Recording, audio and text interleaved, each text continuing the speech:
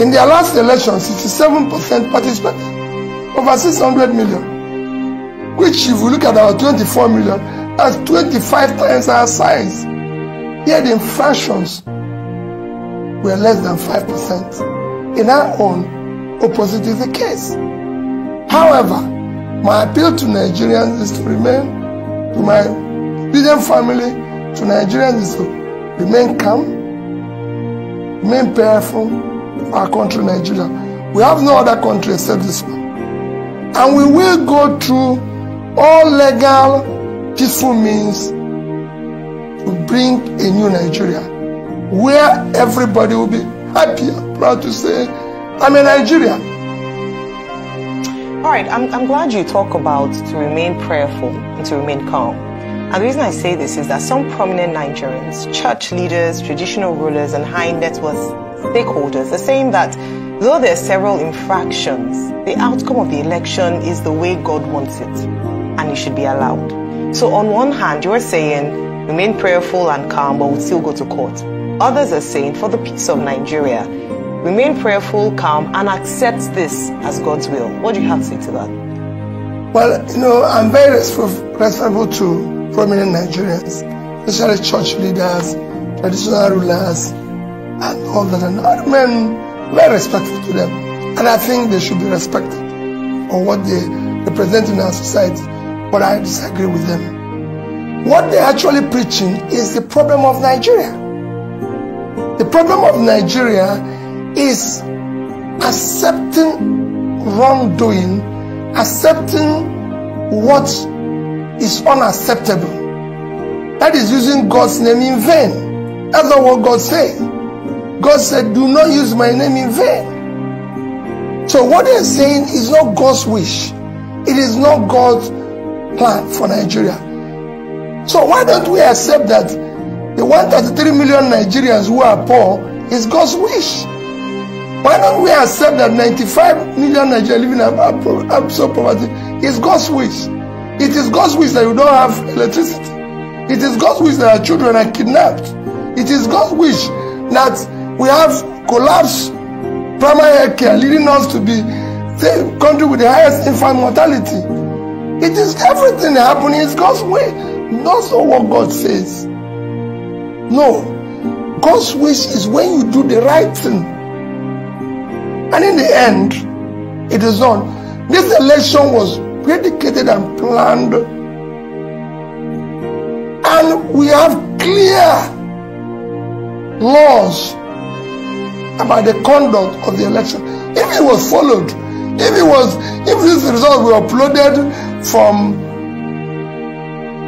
the booth, polling units, like they said, to the server and everything, we won't be here, we won't be talking about it.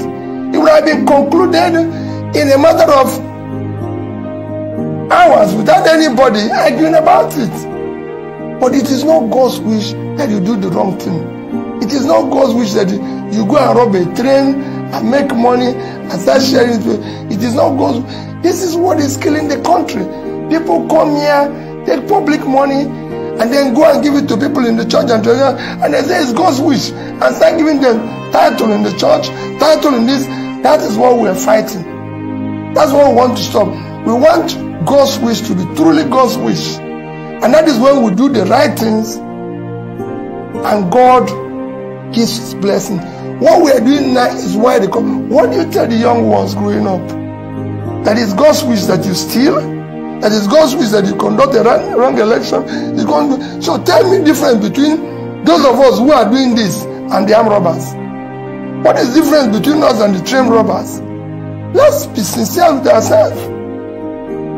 That's why it's God's wish that somebody came to your station and said he knows a governor who has 22 billion naira stacked, and nobody is asking about him.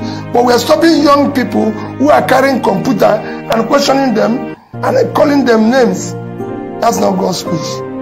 God wishes something better. What I want is God to allow us to do the right things so we can start building a better country for our children. All right. So there are several, messaging and news going on around that INEC is not allowing your legal team to inspect the materials used.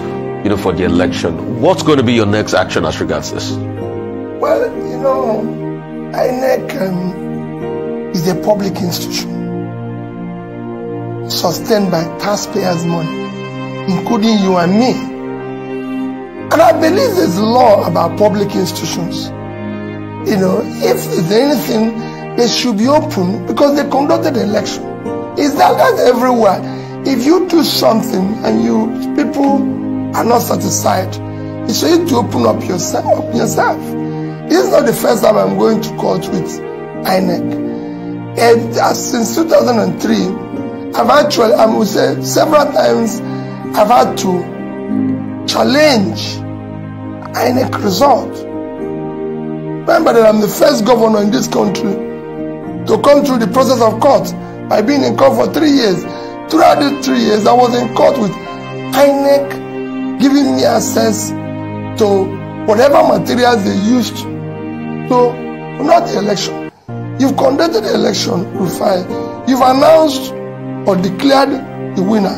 I'm only asking, can I have access to the documents and materials you used to arrive at that? I'm not asking you to change what you said. And remember, like I always say people, I'm not challenging their declaration. Sorry, I'm not challenging who they declared. I'm not challenging whatever the outcome. I'm challenging the process which they arrived at their declaration. And unless we do that, we're not going to stop the rascality we witnessed in that election. The process through which people come into office, if for me, I said it everywhere, is far more fundamental than what they do thereafter. There's a process of doing things. There's a process of arriving at any destination. If, like I said in my press conference, if you're going to answer His Excellency, the process of coming to that position must be excellent. If you're going to be a bishop, there's a process of being a bishop. Dr. Ruben is a doctor. Why didn't you call me a doctor? Don't that look like a doctor? You called him a doctor because he went and read PhD.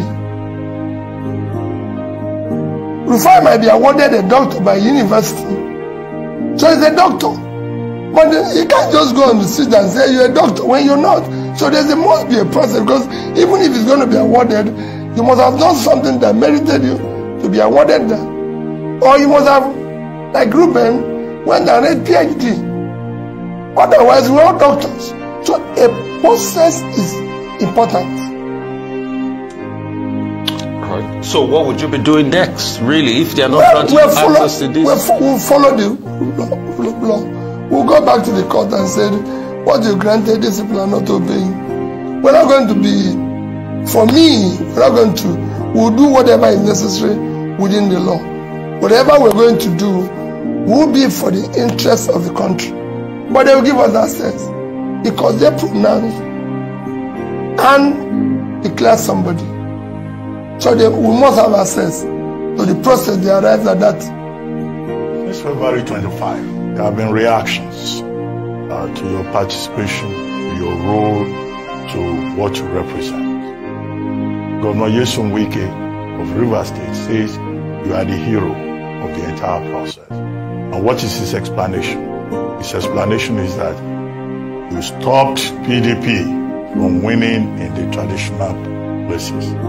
That for doing that, as far as he is concerned, and for making Southern presidency possible, you are his hero. Festus Keyamo, spokesperson of the APC, also waded into the matter and said, in fact, that you have served your purpose in this electoral process. That the purpose that you were to serve was to help make Asiwaju Bola Ahmed Tinubu president-elect. That's his own reading of it. He says, because without you stopping the PDP in their traditional states, Bola Tinubu will not have emerged as president-elect. Number 3, Reno Omokri who is a spokesperson for the People's Democratic Party, says, well, APC may have rigged, but that Mr. Peter Obi was the perfect rigger in that election, and that you rigged in the Southeast. That he is surprised that a candidate will be reporting 97% of the votes from certain states of the Federation. Of course, Atiku Abubakar, presidential candidate of the PDP himself, had admitted that your leaving the PDP hurt his chances in that election. What do you say to these general comments on your presidential race? Well, Ruben, my first reaction generally is that I contested the election. I wasn't contesting it to help anybody to win. And I continue to say that even the declared winner did not win. You might have been declared by whatever means, but you've not won the election. Ruben, to win is to win the people. Democracy is government of the people, by the people, for the people. That means if you must win the people. But if you don't win the people, you've not won. And I can tell you, the last election, the declared person no win. However, that is what we're challenging. Rascality is what we're challenging. On the various comments, let me use the issue of mockery. Ordinarily, I won't comment on anything because I only comment on or reply fellow presidential candidates, not their spokesperson, because they're not contesting. But was this something that I have never participated or been part of was mentioned, I need to reply it. Ruben, I have never and I will never ask anybody to add one vote for me that doesn't rightfully belong to me. I've never paid anybody to rig election for me. Go all over Nigeria and ask anybody in INEC, the so-called EOs, President, Commissioner, everybody, whether any of them have met Peter Obi saying do this. Go and ask police, army, anybody. Never. They are referees. It is their job to do their job. I've never. This show where I got 97% is in Anambra State.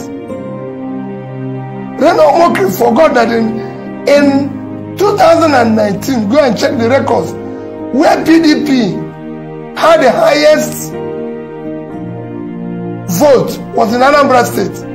When in 2019, when I was vice presidential candidate to Atiku, our vote in Anambra State was 95 point something, almost 96%. That's where PDP got the highest vote, because I was on that ballot. And they know me. Ruben, I live in Onitsha. If you want to know whether I get 95% in Anambra State, come and go to Anambra State with me. I don't need police.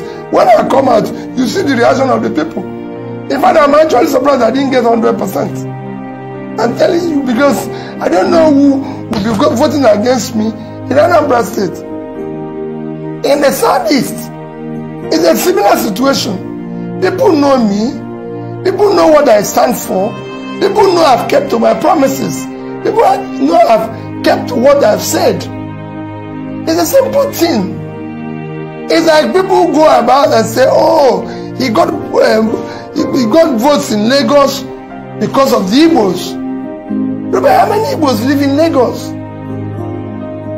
I got more votes from indigenous in Lagos than those who are, you can call visitors. Are the Igbos in Nasarawa? Are the Igbos in Plateau? Are the Igbos in Abuja? In rivers, where you know that the governor came out against me and everything, I still If the real vote of Rivers were counted, Ruben had won. Have over 50-something% of the vote. The other two parties were sharing the order. And it was, I won in Asoro. Will you say it's rigging?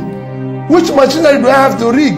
I have no councillor, I have no local government chairman, no this thing. I'm not in control of police. I don't even know any DPO. So which machinery will I use to rig? How will you do? They are the ones who I believe in this. What they are doing is what I'm trying to change. So those who say you have satisfied what I came for are part of the people we are trying to change. All right.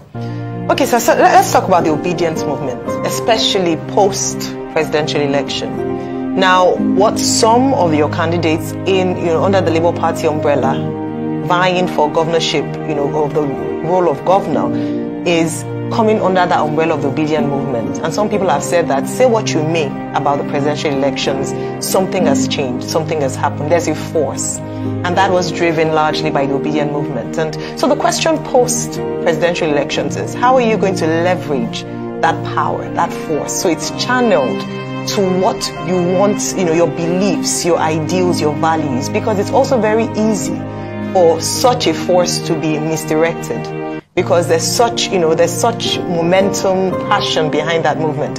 How would you leverage that? Number one. Two, to channel it towards the governorship elections. We have Lagos GRV, we have Mr. Kempela, who came from Delta State, and a few other principles like that in other states. Then beyond that, on a lighter note, you're known for, you've just reconfigured the term beavers. So it's originally called Bimodal Voter Accreditation System, and you've now called it Best Values Acceptable to Society. Basic values, acceptable to society. If you'd like to shed more light on that on a lighter note, it would be great. Well, let me start with the obedient movement. Because Nigerian politics have been largely transactional. When we were starting this, people didn't believe what we were trying to do. The consequence is that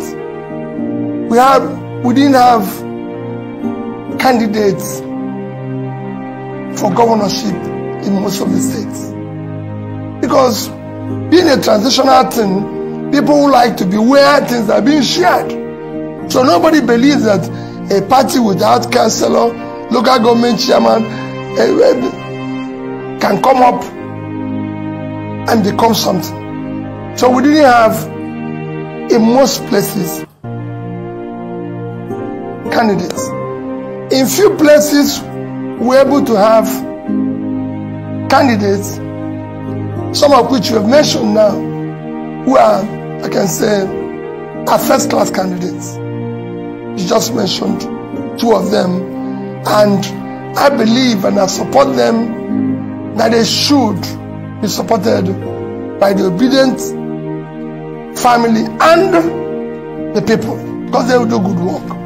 If you take Charity here, young man, excellent background, good education, you can have better than somebody who have a degree in MIT. So these are the quality. In some places, we're going to work with some good candidates, because there's some places where we don't have. If you look at my southeast, we only have candidates in 2 states. We don't have in Ebonyi, and some other places. In the north, we have in Plateau. We don't have in Zamfara. So there's a few of them, and we're urging people to support. And where we're going to have partnership, like if you go to like Cross River State, where we have someone like Professor Sandy Ono, the senator, running under PDP, which is considered an excellent candidate. So we support them. For me, it is about having competent, credible people who have proven integrity and track record that can do well. It's not just about saying, oh, it must be Labour Party always. No. Where we think we have good people, we'll support them. And I'm supporting them when we think we have somebody better. And the same thing is what I preach to people. Don't say, oh, because this is... With time, we will build this institution and ensure that everything we are doing is the right thing. But it's not going to be overnight. So, for me, I want people to, in states where we have good candidates, we're going to support them. We're going to make sure it works. And where we don't, we'll be honest to the people. Because this, what we're trying to do is to build a new politics that will thrive on character, competence, capacity, and compassion. And telling people the truth always. That's why I got 95%, 97% in Anambra State. Because everything I said, I did. Where is impossible, I told the people the truth. Not telling them lies. Accounted for their money. When I said the beamers should be basic values acceptable to society, what makes a society is values. The values they accept, the values they tolerate, the person, just like you said that priests and bishops or this said, it's God's wish. How could God wish that people are poor? So how could God wish that Nigeria is in darkness? No, it is not God's wish. Okay, real quickly, I'd like to ask you this. Has presidential candidate of the APC, Bola Ahmed Tinubu, has he called you? Because he says he's been reaching out. Has he reached out to you? Have you spoken? That's number one. Number two will be, what would you say about now the ethnic strife that has resulted in the governorship contest in Lagos? They are now pitching the Igbos against the Yorubas. And second, what would you say about people that are saying some people are too young to be governors in Lagos because they're just 40 years of age? Well, thank you, Rufai. You know, first, that I've always said that the APC presidential candidate is an elder brother. I can even call him a father. And I have all respect for him and everything. I've not been opportune to speak with him. You know, I don't have any issue with him. I respect him and I'll continue to do so. I'm only challenging the process in which he was declared winner. Because that process is wrong. And that process must be corrected. I believe that the things must be done rightly. We must follow the law, rule of law. We must have a society where things are done in a decent, organized manner. Especially as we're trying to build this new nation that will be exemplary and the world will take us serious and respect us. Number two is that what you see as ethnic strife is just people trying to hide under what does not exist to cause confusion. There's no such. The vote that got in Lagos, I said it earlier without knowing we're going to get it, got across everybody in Lagos from the call it Yorubas, Igbos, Hausas, Jijos, any of the tribes that reside in Lagos voted for me. I can tell you that I have a lot of people who I know have truly, who are actually supporting me 24 hours. And it shouldn't be. In 2003, Obasanjo got over 90% of the votes in the entire Southeast. That's why the fact that our own revered leader, Ojukwu, was contesting. Nobody shouted at anybody. Nobody said I won't do business with the Yorubas or with the Northerners or with anybody. He failed in the Yoruba land. But we gave him more votes in the Southeast Even when our own revered leader was contesting, nobody quarreled with it. We have Yoruba people who live in the east. Don't think that it's only here. I can tell you now, nature where I live, 2 prominent people that I deal with are completely from the southwest. And they were there. Nobody had asked them. There were people doing their business who have the democratic right to vote whoever they want. And I can go back to history. In 2011, we voted for Jonathan. He got more votes in the southeast than he got in south-south. When Abiola contested the election, he had more votes in the southeast. Even when his vice presidential candidate is Muslim from Kanu, and from I don't know where Kingi became again. Maybe from the north. When Tofa had an Igbo man as vice presidential candidate, a respected Igbo man, yet Abiola won. And when that election was annulled, go and check the principal and people who actually lost more in Nedeko. It is the Igbos. We lost more in Nedeko. It is Raf Obias of this whose business were ruined. Go and check it. So when people bring what is not there, so who are those who voted for me in Abuja? Were the Igbos? Nobody got 25% in Abuja among the 2 parties. Is it the Igbos who voted for me in Jos, in Plateau? Is it the ones in Nasarawa? Is it the Igbos in occupying Nasarawa? The governor of Nasarawa said I won't get 10% of the votes in Nasarawa. The governor of Kaduna said I won't get 2,000 in Nasarawa. In Kaduna, I got 300,000. So let us not. I 300,000 Igbos in Kaduna. So where does this start? It's just people. I'm appealing to people for the interest of Nigeria.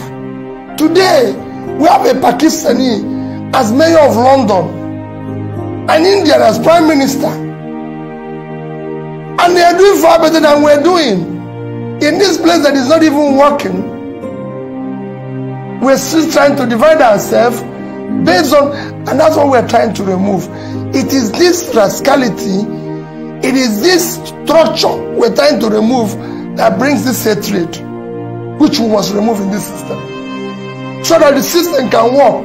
When people can no longer compete based on character, competence, compassion and capacity, they resort to ethnic, religious, and be shouting, oh, Peter campaign on religion, oh, Peter campaign on, but they are the ones doing it. I've never in any way told anybody in any church, in any gathering, vote for me based on this. I've said it, do not vote for Peter Obi based because of this partner is from the southeast. People voted for me on issue of somebody being young and modern. It's laughable. It's actually, we should actually stop people from being old and contest. If I have my way, if we can retire our bishops at 70, retire our professors at 70, Supreme Court at 70, it's time we put age for this our politics so that people can also retire. Because there's a reason why we say at 70, 75 people should go and rest. So let us, is these people that are saying it that are bringing confusion? Age of 40 is age where people are becoming or became president in America, the world's biggest economy, 25 trillion. And you're just 400 billion. And you're talking about age. That is the right age, the right background, the right education. We'll be talking about the presidential election. But your party, despite the criticism that you had no structure, you had no representation in the National Assembly, ended up getting into the National Assembly. 6 seats, in the Senate, 34 in the House of Representatives. I would like you to comment on that. And then second, this issue of INEC not allowing you access to inspect election materials. Now, Yusuf Tanko, the chief spokesperson of your party, has now served notice that INEC was duly served a CTC copy of the court order on March 3. INEC was reminded on March 6, and that the only option now available to the Labour Party is to picket to INEC offices nationwide in a peaceful protest, he says. But has it also occurred to the party to seek the option of going back to court to make it clear to court that INEC is guilty of contempt, is contemptuous of the court order, or the only measure you want to adopt is that of the peaceful street protest to INEC offices? Those two issues. Thank you, Dr. Abati. We will apply both. Because you have a situation where you cannot even match. You know, INEC is an institution backed by law. The court have given an order, a ruling. They are not obeying it. Where do we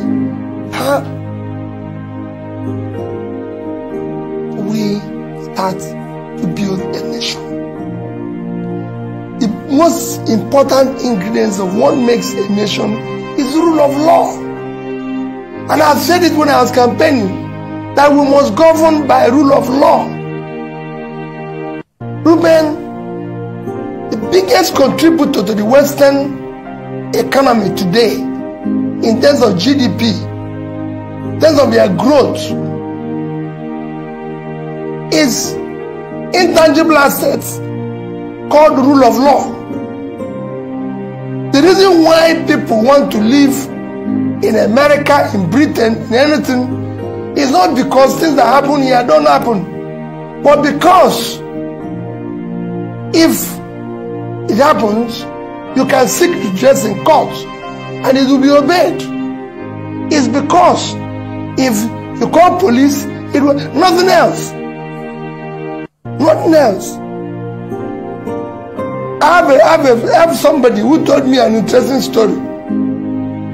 He said he had a wife in Nigeria, and he would shout at his wife, do whatever he liked, and then suddenly something happened and he went to the UK and he shouted and the wife called police. The police came and he was still shouting in front of police, and the police told him that he shouldn't come near 1 mile radius of his house because of the way he's behaving. You didn't remind them that he paid dowry as a Nigerian. He told me, said all he wants is to go back to Nigeria with his wife. Why? It's law. And that's what we are lacking here. Ruben, we must live in a society that is organized. Today, with the way Nigeria is, considering how bad things are economically, what the world expected of us in 2023, there was so much expectation, is to have free, fair, and credible election where the new government will come to start. When you talk about people say low-hanging fruit. The number one low-hanging fruit here is to start governing by rule of law. If you start it, you start changing this country. And that I'm committed to. And I urge INEC to please help the country. The image of the country today, our strategic importance in Committee of Nations, is being put into question by all this rascality. National Assembly elections and how you intend to leverage on for that. Me, is I thank God that we were able to get the number of seats we received. I hosted the candidates after they received their certificate and urged them to know that we are committed to a new Nigeria and we must do things differently. We must support what is right. We must go there to work hard and everything. And I'm sure they will. We also said we'll have a retreat after this. Ruben, the things we need to do going forward for Labour Party, for them, we need to build a democratic institute that will be able to teach people what their job is all about and what they're expected to do. It is not just you've won an election. It's now time for you to be part of the confusion that exists, to make it transnational. We now want to leverage and talk. We're talking with different organizations, different countries that can help us to build a proper democratic institution that will teach our people, including me, what governance is all about. All right, great point. Now, I just want to ask, following that, you received or you hosted the 40